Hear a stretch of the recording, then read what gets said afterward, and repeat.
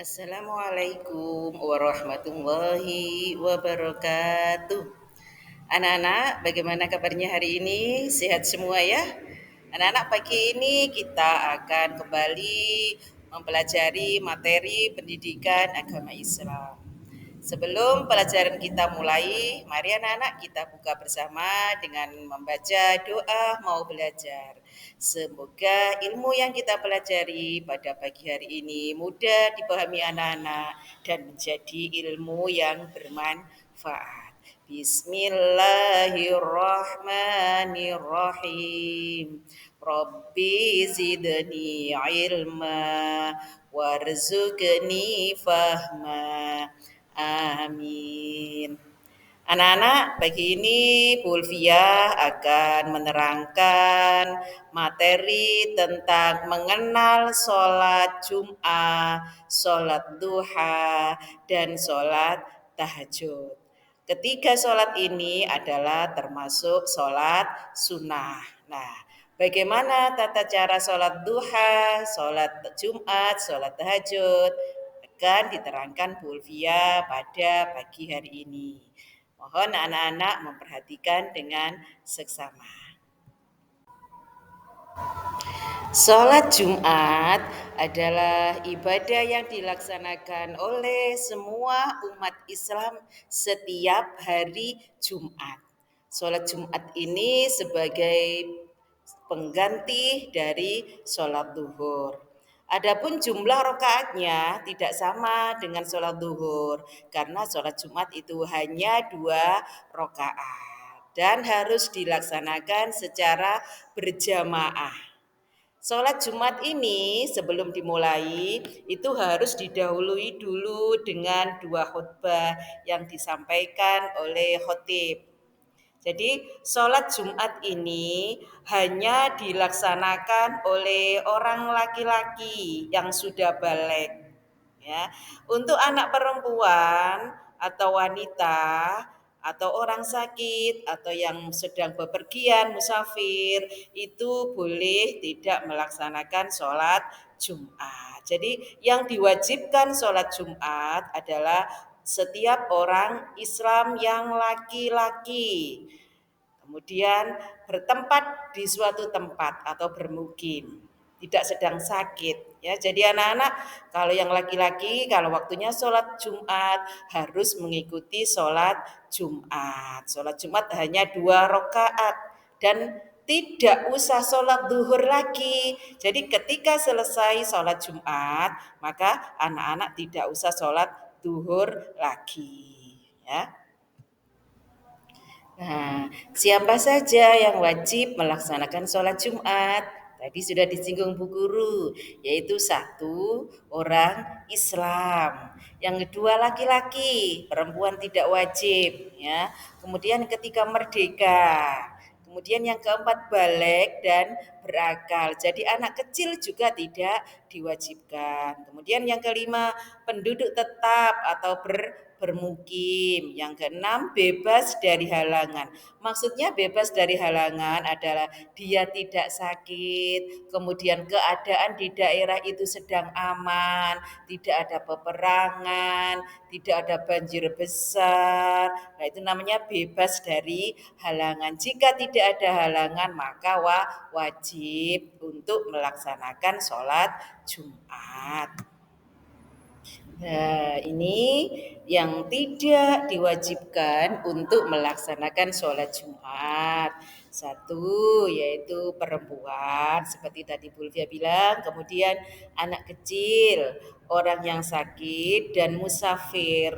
Musafir ini apa? Musafir adalah orang yang sedang bepergian jauh, kemudian sampai batas minimal paling sedikit itu ada 80 kilo, 85 kilometer. Tapi kalau perginya cuma dekat-dekat, maka tetap wajib sholat Jumat.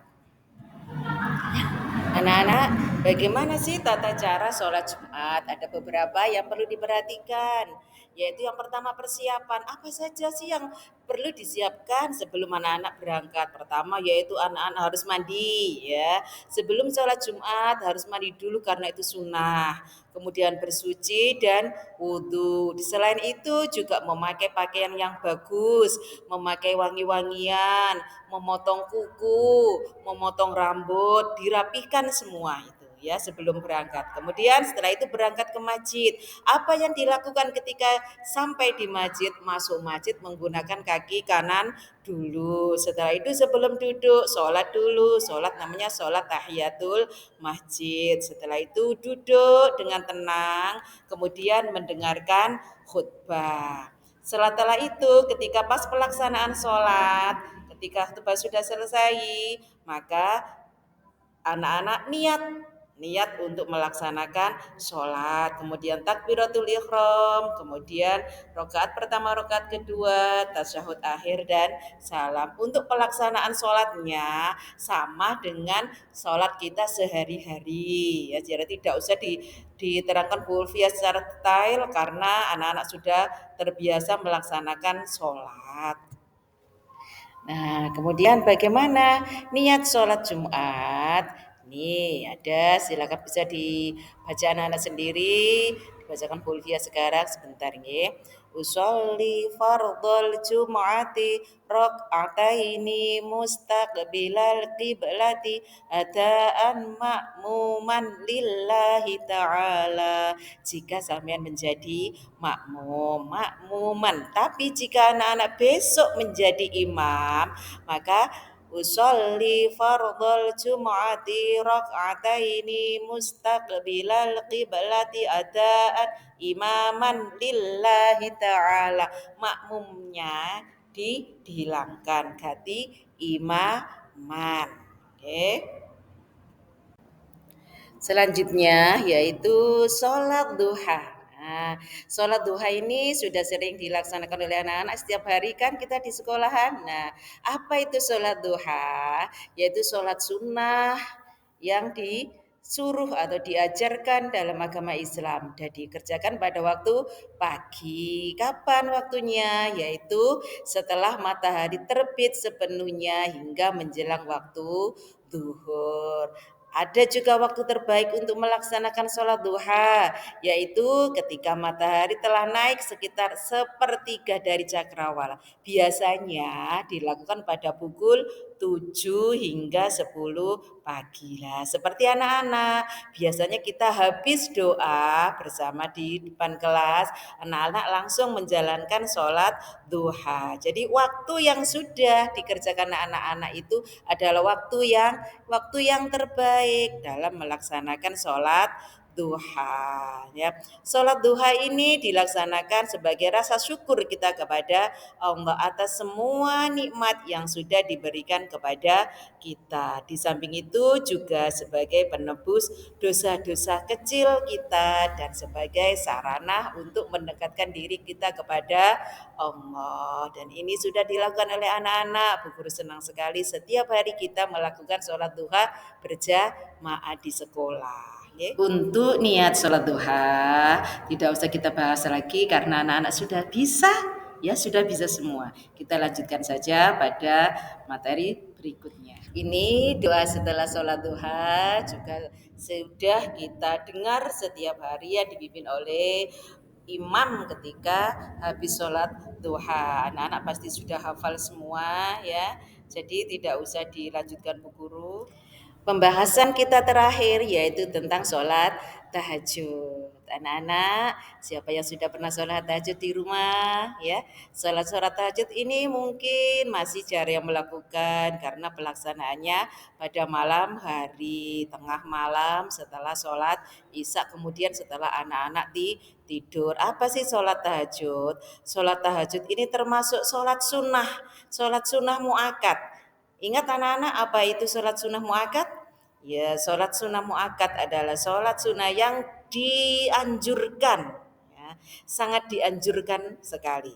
Sholat tahajud ini termasuk sholat yang tidak pernah ditinggalkan oleh Nabi Muhammad. Jadi anak-anak boleh kita bukan hanya boleh tapi kita harus berusaha untuk juga melaksanakan sholat sunnah tahajud. Dan sholat sunnah tahajud ini dilakukan setelah kita sholat isya, kemudian tidur bangun di sepertiga malam melakukan sholat tahajud. Kenapa kok dianjurkan anak-anak? Karena doa kita mudah terkabul ketika dalam melaksanakan sholat tahajud. Ketika sholat tahajud inilah doa kita mudah dikabulkan. Karena apa? Karena tidak semua orang bisa melaksanakan sholat tahajud, dan ini tengah malam, waktu sunyi, sepi, tidak bising, jadi kita akan lebih khusyuk ketika melaksanakan sholat tahajud. Ayo anak-anak, kita berusaha bersama-sama untuk melaksanakan sholat sunnah tahajud. Diusahakan, ya. Mungkin anak-anak akan tanya, sholat tahajud itu berapa rakaat sih Bu? Nah, sholat tahajud itu minimal 2 rakaat. Karena setiap malam, kalau sholat sunnah pada malam hari itu biasanya 2 rakaat salam, 2 rakaat salam. Tetapi anak-anak dalam sholat tahajud kalau masih awal boleh 2 rakaat, kemudian salam. Besoknya lagi barangkali sholat tahajud lagi ditambah lagi menjadi 4 rakaat, tetapi 2 rakaat salam, 2 rakaat salam. Nah, seperti ini niatnya. Usolli sunnatat tahajudi rakaataini lillahi ta'ala. Karena 2 rakaat maka rakaataini. Kemudian salam, kemudian berdiri lagi, sholat lagi, niat ini lagi.